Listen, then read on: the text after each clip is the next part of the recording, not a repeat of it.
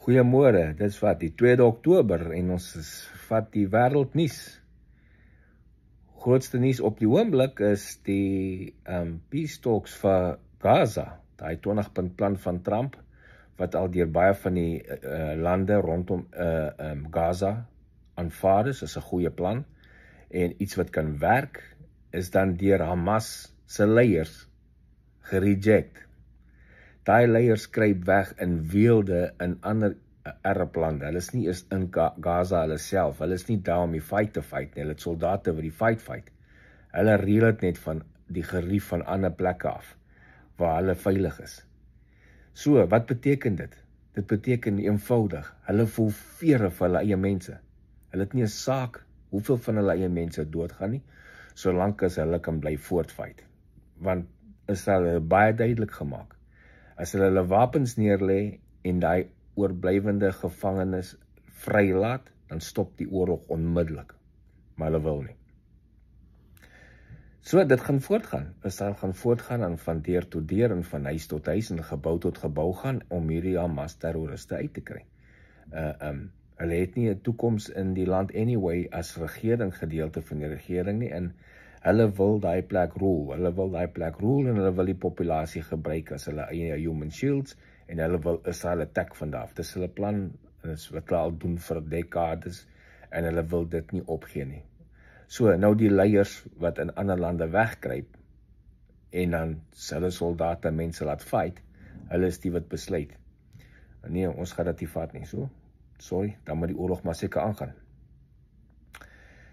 Dan sien ons gister of vandag daar in Manchester in Engeland by 'n sinagoge is 'n aanval gewees op 'n sinagoge, mense voor die sinagoge, 'n kar het in die crowd ingery en ouens uitgeklim en messe gesteek. Daai ou is doodgeskiet deur die polisie en 'n ander een wat ons kon sien gister sy bomdreigemente by Munich, Oktoberfest daar in Duitsland. Dis nou weer oopgemaak nadat die plek heeltemal gesluit moes wees om te soek vir die bomme en goeders.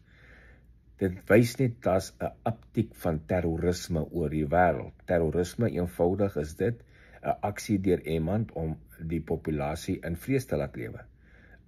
Dit hoef nie noodwendig fisiese aksie te wees, dit kan dreigemente soos dit wees, soos bomdreigemente.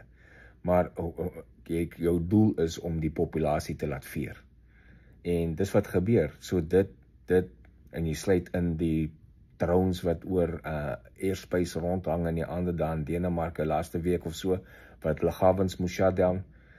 Dis 'n hele ding oor die aarde is besig om terrorisme lyk my te uptick. En populasies gaan moet opstaan, die regerings en terrorisme dooddruk. Dit is die enigste manier om dit te stop. Dan nog 'n deel van die Gaza-oorlog, Greta Thunberg en haar maatjies is vanoggend geïntersep gaan gearresteer. Hulle was met 'n flotilla bote op pad daar na Gaza toe vir 'n maand, al meer as 'n maand. 50 skepe met 500 activists was op pad soontoe. Een paar van hulle moes al omgedraai want die skepe het probleme opgetel. En vanoggend is die ander, hulle het probeer die Israel blokkade van daai area deurbreek en in toe kom by Gaza. Ek weet nie hoe hulle gedink hulle gaan dit regkry nie, en nou is hulle almal gevang en gearresteer. Daar's nie 'n manier, daar is 'n war zone op die oomblik, daar's nie 'n manier dat Israel gaan toelaat dat die 40-50 skepe daar inkom, en net daar rond en activists afklim en daar in Gaza rondhardloop nie, want nou is jy ekstra probleme wat jy moet sit met activists wat nou met kameras en oralste en hulle self human shields gemaak en so aan so. Ek verstaan nie hoe daai in sy kop werk nie. Haar kop het nog nooit gewerk nie, maar dit lyk my het werk nog minder nou. Wel, nou is hulle weggevat van die omgewing af. Israel gaan hulle nie toelaat om daar in te gaan rondhardloop en hulle ding te doen nie. Dan is daar van Zelensky wat vir Rusland sê, sy drones wat hy oorstuur in spesifiek by die Chernobyl nuclear power station, dis 'n bedreiging. Nie net vir Oekraïne, maar vir Rusland ook. Daai is 'n power station. Ons het gesien wat gebeur het klomp jaar terug toe die een power station, een reactor ontplof het. Imagine hulle tref daai ding met nog drones so goed na hele blerrie plek ontplof. Daai radiation trek van Chernobyl af oos in Rusland in. Dis nie ver van Rusland se grens af nie. So ek weet nie wat soek hy moeilikheid by nuclear power stations nie. Hy probeer die hele kragstelsel af te sit van die Ukrainiërs, dat hulle moet sukkel, veral nou dat die winter kom, maar daar is moeilikheid soek, veral as jy by nuclear power stations wil doen.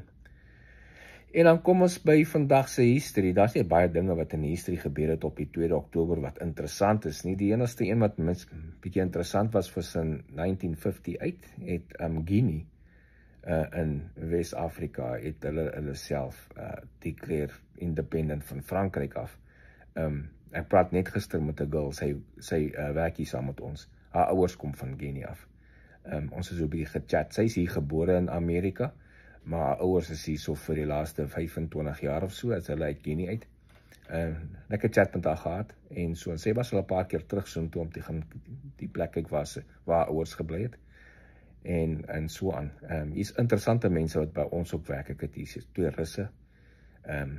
Daar's 'n Oekraïner daar in ons kerk, maar ek like om met hierdie mense te praat wat ook immigrante is. Ons praat baie gereeld oor hoe hulle belewenis oor Amerika en hulle belewenis terug in hulle eie lande. Wel, dis dan die geskiedenis en die nuus vir vandag. Ons praat môre weer verder. Baie dankie.